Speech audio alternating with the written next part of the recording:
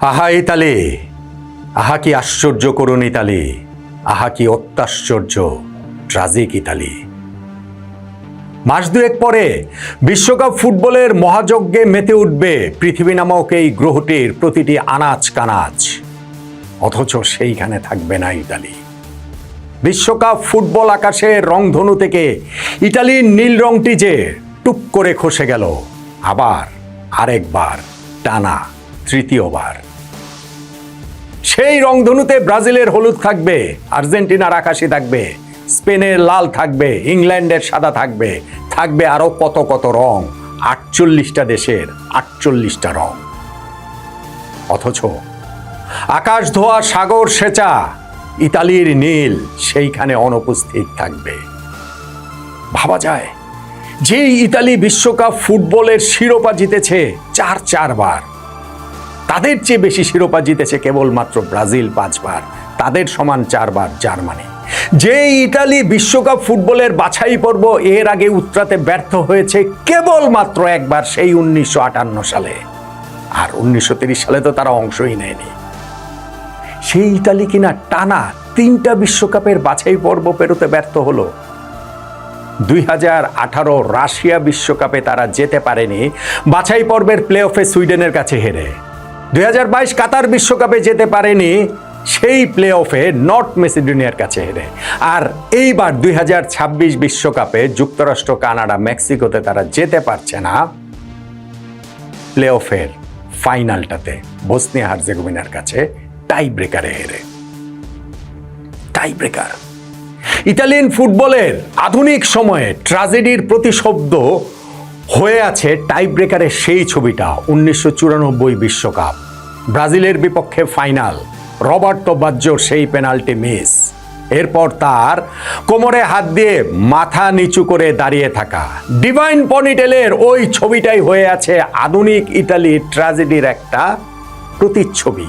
বিশ্বকাপ ফাইনালে runners up হওয়ার পরও, অথচ সেই ইতালি এখন বিশ্বকাপই খেলতে পারে না। সেই টাই ব্রেকারে তারা হেরে যায়। প্রথম 3 শটের মধ্যে 2টোই তারা গোল করতে ব্যর্থ হয়, আর বসনিয়া হার্জেগোভিনা তারা প্রথম 4 শটের 4টাই জালে জড়িয়ে দিয়ে বুনো উল্লাসে মেতে ওঠে, ইতালির ফুটবলকে অন্ধকার থেকে আরো অন্ধকারে তলিয়ে দিয়ে, ডুবিয়ে দিয়ে। ইতালির ফ্লোরেন্স শহরে দাঁড়িয়ে থাকা মিকেলেঞ্জেলোর মহান সৃষ্টি ডেভিডের চোখে আজ জল, তার পাথরের মূর্তিতেও জল দেখা যাচ্ছে অদৃশ্যে। থাকুক না ফ্রান্সের লুভর মিউজিয়ামে, কিন্তু ইতালিয়ান শিল্পী লিওনার্দো দা ভিঞ্চির ওই যে আরেক সৃষ্টি মোনালিসা, তার ঠোঁটের কোণার ওই মুচকি হাসিটা এখন বদলে গেছে বিষণ্ণতায় হয়তোবা। থাকুক না ভ্যাটিকান সিটিতে, কিন্তু সিস্টেইন চ্যাপেলের সিলিংয়ের সেই অপূর্ব নকশার আঁকিবুকিতে এখন হাহাকার, দীর্ঘশ্বাস, কষ্টের ফিসফিসানি। ইতালির ওই মিলান তোরিনো শহরের মাঝ দিয়ে ছুটে চলা যে পো নদী, তার নীল জলটা এখন বেদনায় আরো গাঢ় নীল হয়তোবা হয়ে উঠেছে। ইতিহাসের পাতা জেরে রোমান সাম্রাজ্যের হাহাকার শোনা যাচ্ছে। ইতালির সেই কলোসিয়ামের যুদ্ধ ধ্বনি আজ আর নেই, বরং বিষণ্ণ বিউগল বাজছে ইতালিয়ান ফুটবলে, ইতালিয়ান সমর্থকদের মধ্যে, পুরো পৃথিবী জুড়েই। কি অবিশ্বাস্য সব ফুটবলার এই ইতালি উপহার দিয়েছে বিশ্ব ফুটবলে, সেইটা জিজি রিভা থেকে শুরু করে জিউসেপ্পে মেয়াজা, ফ্রাসেত্তি থেকে শুরু করে মায়োলা, দিনোজফ থেকে বুফন, পাওলো রসি থেকে Paolo Maldini, Franco Baresi, Alessandro Nesta, Giuseppe Bergomi, Francesco Totti, Alessandro Del Piero, কত কত নাম আপনি বলবেন। স্বর্গলোকে কিংবা মর্তলোকে থাকা ইতালির সেই সকল ফুটবল কিংবদন্তিদের আজ মন খারাপ, কেননা বিশ্বকাপে ইতালি নেই, বিশ্বকাপে ইতালি খেলতে পারছে না। বিশ্বকাপ যখন ছিল 16 দলের, সেই 1934-1938 সালে ইতালি বিশ্বকাপ জিতেছে।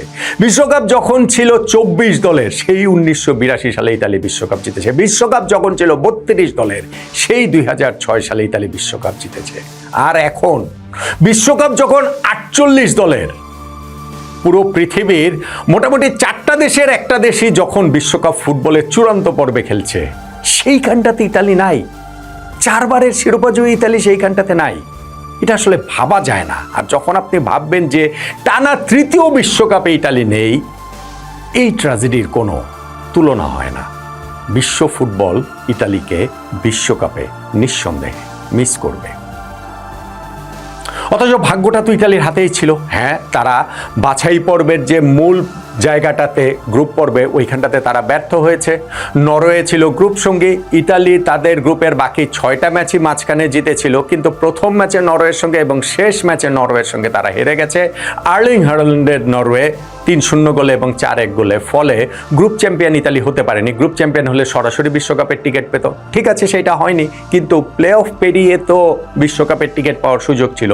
সেই প্লে অফের সেমিফাইনাল পর্বে তারা 2-0 গোলে জিতেছিল নর্দার্ন আয়ারল্যান্ডের বিপক্ষে। আসার জায়গাটা তৈরি হয়েছিল, কিন্তু এই প্লে অফের ফাইনালে বসনিয়া হার্জেগোভিনার সঙ্গে তো তারা পেরে উঠল না। ইনফ্যাক্ট বসনিয়া হার্জেগোভিনা যখন অন্য প্লে অফের সেমিফাইনালে জিতেছে ওয়েলসের বিপক্ষে, তখন ইতালিয়ান ফুটবলারদের উল্লাসের একটা ভিডিও সোশ্যাল মিডিয়াতে ছড়িয়ে পড়েছিল। তারা ধরে নিয়েছিল যে ওয়েলস আসলে হয়তোবা কাজটা একটু কঠিন হতো, বসনিয়া হার্জেগোভিনা যখন এসেছে কাজটা অনেক সহজ হবে। কিন্তু ফুটবল বিধাতা যে অন্য কিছু লিখে রেখেছিল এই প্লে অফের ফাইনালটাতে ময়স্কিনের গোলে ইতালি আগে এগিয়ে যাবে ঠিকই, কিন্তু তারপর আলেজান্দ্রো বাস্টোনির একটা ফাউলে যখন তিনি লাল কার্ড খেয়ে যাবেন প্রথমার্ধের 41তম মিনিটেই, বাকি ম্যাচটা ইতালিকে খেলতে হবে 10 জন নিয়ে। যদি থাকতো সেই পুরনো ইতালি, সেই ক্লাসিক ইতালি, রক্ষণ জমাট ইতালি, যেই ইতালির রক্ষণ কাজটাও আসলে একটা শিল্প, তাহলে হয়তোবা এই 10 জন নিয়েও 1-0 গোলের লিড প্রোটেক্ট করে তারা বিশ্বকাপে খেলতে পারত।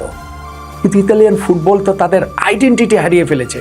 ইতালিয়ান ফুটবল গত কয়েক বছর ধরেই নিজেদের হারিয়ে খুঁজছে। তারা স্পেন হতে চায়, তারা জার্মানি হতে চায়, তারা ইতালি আর থাকতে চায় না।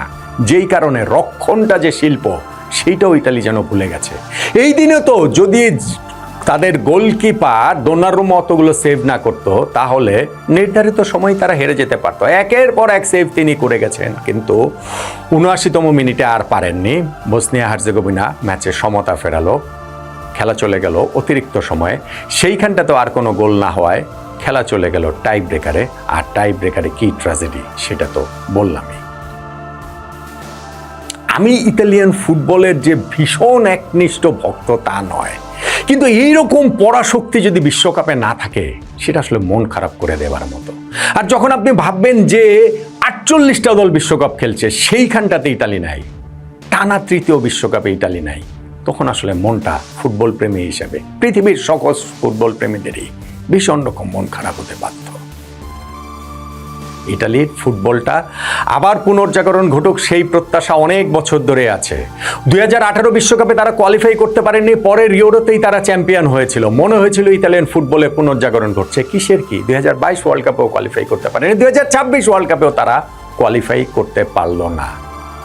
এই যে মাস দুয়েক পরের বিশ্বকাপ, সেই বিশ্বকাপের সময় আমরা কত উল্লাস করব, কত রোমাঞ্চ, উত্তেজনা, উন্মাদনা এই পৃথিবীতে ছড়িয়ে পড়বে সকল আনাচে কানাচে।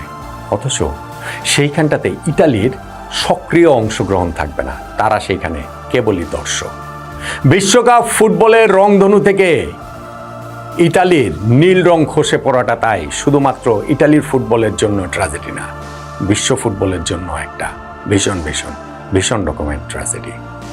ইতালির ফুটবল আবার ভবিষ্যতে 4 বছর তো অন্তত লাগবেই, মানে পরের বিশ্বকাপে তারা সমমহিমায় ফিরে আসুক, সেই প্রত্যাশাটাই কেবলমাত্র আমরা করতে পারি। ভীষণ ভীষণ ভীষণ রকম মন খারাপ নিয়ে ওই আশাটুকুই করি।